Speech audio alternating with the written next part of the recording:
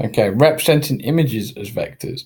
So you get vector images. Hopefully you might have heard of this before, but a vector image is an image where instead of storing the data by pixels, so instead of storing it like a bitmap image where it's just lots and lots of square blocks of color, what you actually store is mathematical equations and shapes, okay, that have magnitudes and directions all over the place.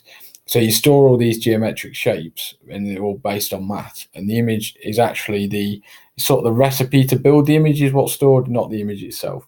Now, the huge benefit of basing it on maths and coordinates is that it is completely scalable.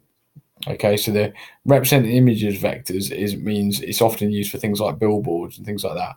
So if you do graphic design, if you work with vectors, your vector can be blown up to 300 times its size and it won't lose any quality because all you're doing is you're increasing. And we'll look at things like dot products and things later, but all you're doing is you're increasing the numerical numbers that when it's run through the recipe or the maths to build it, will equal larger numbers. So therefore, it can be completely scalable, whereas bitmaps can't.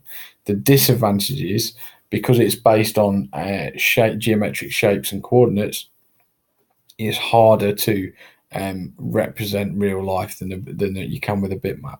So it's harder to do certain things like grass, human faces, sand.